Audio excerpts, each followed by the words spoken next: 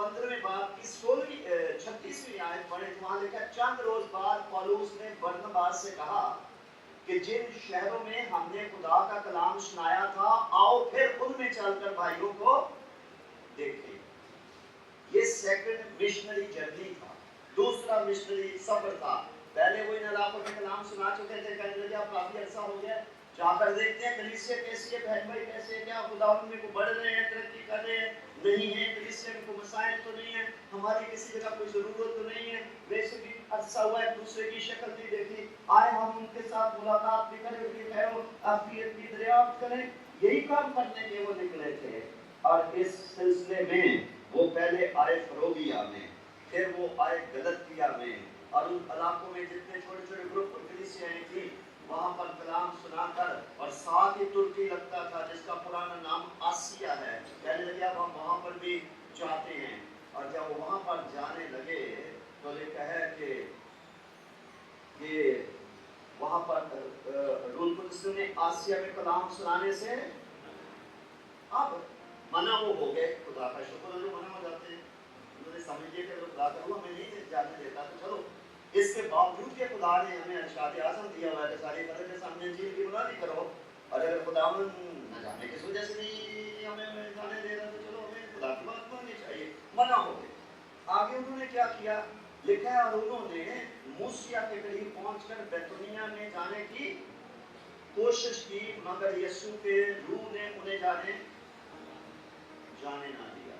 आसिया जा रहे हैं, खुदा ने कहा नहीं जाने, फिर बैतूनिया जाने के लिए उन्होंने कोशिश की कि चलो उधर नहीं, चलो इधर ही चलते हैं, खुदा ने कहा इधर भी नहीं जाना। उसके बाद आगे चलकर हम देखते हैं उनको मकदूनिया में, जो यूनान का एक शहर था मकदूनिया, फिर खुदा ने उन्हें वहां पर कलाम सुनाने के लिए भेजा। और जब वो वहां पर गए तो वहां पर जाने के नतीजे में जो फिलिपियों के नाम आप पौलुस से सुनकर खास पढ़ते हैं ना बाइबल में, फिलिपियों के नाम, ये वो मिशनरी जर्नी है। जब मकदूनिया गए थे तो फिलिप्पे में जाकर तो उन्होंने नई कलीसिया कायम की थी, जहां उनको लुदिया किरमस बेचने वाली औरत से उनका वास्ता पड़ा था। वो बड़ी लैंड लेडी थी, बड़ी रिच अमीर दौलतमंद खातून थी। उसका ज़ेन खुदा ने खोला, उसने अपने घर में हाउस मीटिंग शुरू करवाई, वहाँ से काम बढ़ता बढ़ता तो फिलिप्पे में एक मसीही कलीसिया कायम हो गई। याद रखिए, गौर से सुनिए, मैं क्या कहने लगा हूँ। कभी कभी जब कोई शख्स रोकता है, हमें पता नहीं होता कि ये क्यों रोक रहा है, और हम अपनी हाँकने से बाज नहीं आते, मजामत से और किसी को बदनाम करने से हम बाज नहीं आते, समझ हमें होती नहीं। अगला शख्स तो मना कर रहा है, किसी वजह से कर रहा होगा। अगर खुदा ने खुद कहे कि जाओ सारी खलक के सामने तंजील की मुनादी करो, अब खुदा उनको आसिया में नहीं जाने देता, बैतूनिया में नहीं जाने देता, तो खुदा का भी कोई मकसद होगा ना, वो दूरअंदेश है। लिखा है अय्यूब की किताब में, खुदा दिल का अक्लमंद और ताकत में जोरावर खुदा है, वो अपने जोर से जबरदस्तों को भी अपनी तरफ क्या कर लेता है, खींच लेता है। तो अगर मैं और आप अपने आप को खुदा के बराबर समझे तो कितनी बड़ी हमाकत हम कर रहे होंगे। अब खुदा का इरादा ये था कि ये लोग मकदूनिया में जाएं, वहां पर जाकर लुदिया किरमस बेचने वाली का मैं ज़ेन खोलूंगा, वहां चर्च, नया चर्च कायम होगा यूनानी लोगों के दरमियान। तो खुदा का एक बेहतर मंसूबा था। जब उसने मैंने कई लड़कियों की काउंसलिंग की है, फोन करती है, जब कभी हम मिलती हैं, अंकल को दुआ करने, क्या हुआ है, वो मेरी मंगनी टूट गई है। मैं अच्छा क्या करें, रो रो के बुरा हाल हो गया, अच्छा दुआ करें, मैंने उधर ही शादी करनी है। मैंने कहा मैंने नहीं दुआ करनी है। मुमकिन है खुदा ने किसी गलत आदमी से आपको बचा लिया, कभी आपने ये नहीं सोचा है, ये नहीं सोचा? नहीं नहीं, अम्मी अबू तो कहते हैं कि क्यों तूने रो रो के अपना बुरा हाल किया, लेकिन मैं चाहती हूँ जो आप दुआ कर लेना। मैंने नहीं दुआ कर, क्यों खुदा की मर्जी के खिलाफ दुआ करूं? मुझे तो खुद भी नहीं पता कि ये रिश्ता खुदा की मर्जी के मुताबिक है या नहीं। मुझे ये जरूर पता है कि सब चीजें मेल मिलाकर खुदा से मोहब्बत रखने वालों के लिए भलाई पैदा करती हैं। और अगर ये भलाई, और मैं फिर बताता हूँ कि कल को ये जहर हो जाएगी जो मैं कह रहा हूँ। आज मुझे भी नहीं पता, आपको भी नहीं पता, لیکن خدا اپنے وقت پر ظاہر کر دیتا ہے کہ کسی کام میں رکاوٹ کی ہوتی ہے. اب اندازہ کیجیے، میں تو فخر کرتا ہوں ان بزرگوں پر جن کو آسیہ میں جانے سے منع کیا تب بھی ناراض نہیں ہوئے، خدا سے ٹھوکر نہیں پڑی. جب بیتونیا جانے کی کوشش کی ہے اور ادھر سے بھی خدا نے روکا، وہ ناراض نہیں ہوئے. فرمانبرداری یہ نہیں ہوتی ہے کہ کوئی بات اچھی لگے تو مان لی، نہ لگے تو سر اٹھا لیا. یہ کوئی فرمانبرداری نہیں، یہ کوئی سرنڈر نہیں ہے. جب یہ میقدونیہ میں پہنچے، جوتے کرمس بیچنے والی نے نجات پائی، اس کے ساتھ بہت ساری عورتیں تھیں. پھر اس نے کہا بھائیو، اگر میں تو اب مسیح میں تمہاری بہن ہوں، اگر آپ مجھے خدا کی بندی سمجھ تو میرے گھر میں چلو. ان کو گھر لے گئی. پہلے تو ان کے پاس کوئی ٹھہرنے کی جگہ بھی نہیں، اور وہاں پر اس نے اپنے رشتہ داروں کو، نوکروں کو، پڑوسیوں کو، دوستوں کو بتایا کہ خادم آئے ہمارے گھر میں عبادت ہو رہی ہے، سب آؤ. اور پھر وہاں پالوس جیسا خادم غلام سنا رہا تھا. آپ اندازہ کریں نتائج کیا نکلے ہوں گے. پھر ان پر سمجھ آئی ہوگی خدا ہم سے زیادہ دور اندیش ہے، خدا ہم سے زیادہ عقل مند ہے. ہمارا ارادہ کچھ اور تھا، خدا کے ارادے اور منصوبے ایسے ہی ہم سے بلند ہیں جیسے زمین سے آسمان بلند ہے.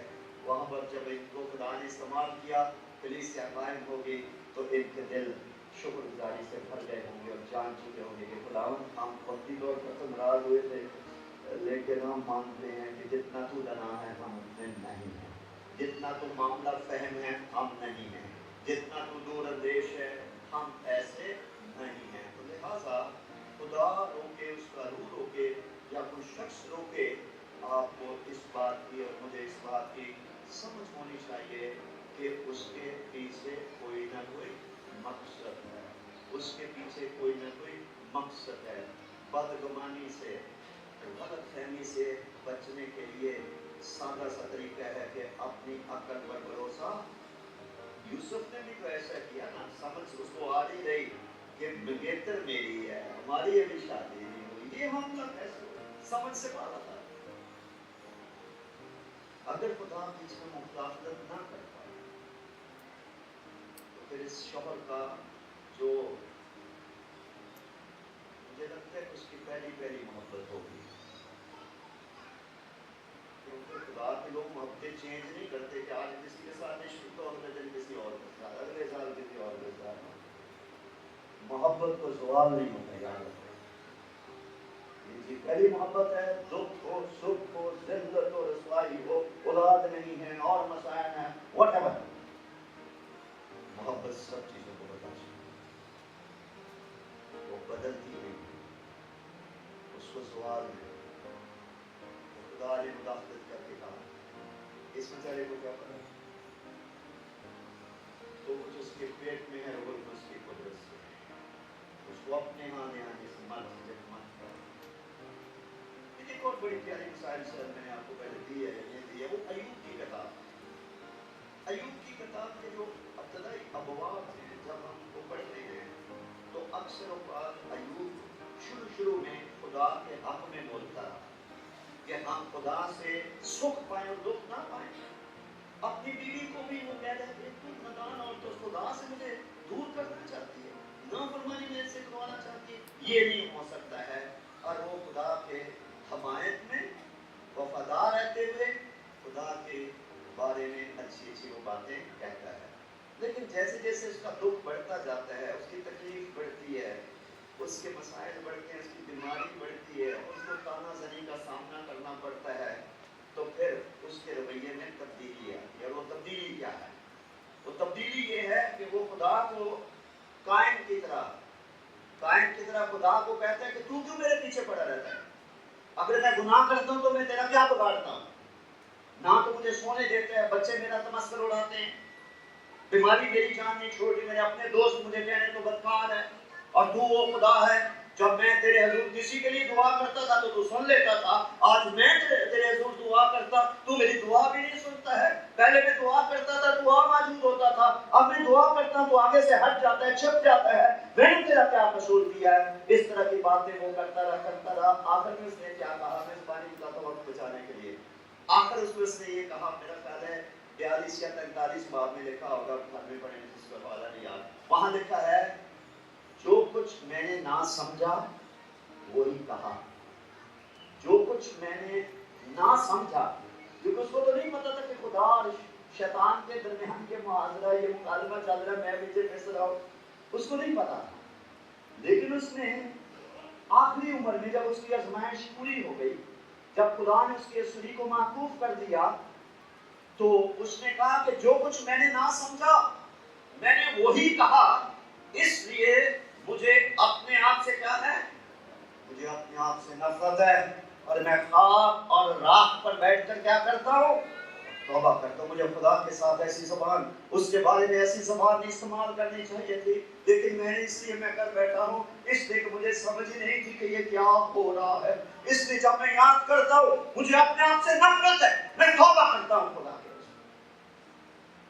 اس لیے میں آپ کو کہتا ہوں ایوب اکیلا نہیں تھا، میں بیچ میں شامل ہوں، آپ میں سے ہر ایک شامل ہے.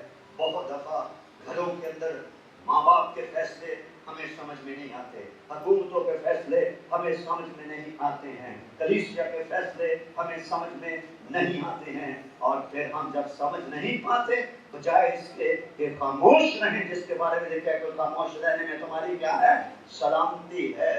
پھر زبان جو کچھ سمجھ میں نہ آیا تو وہ کہا.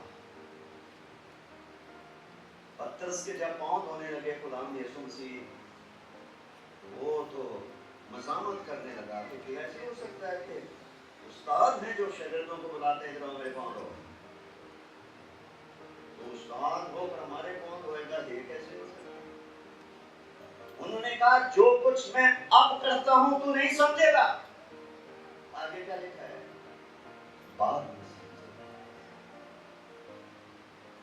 اس خدا کے بیٹے نے انسان بن کر، بشر بن کر اس دنیا میں آ کر حلیمی، فروتنی، چھوٹا بننے اور شاگردوں کے پاؤں دھونے کی دنیا میں مثال قائم کرنی تھی. لیکن پترس کو کون سمجھائے اس بات کو،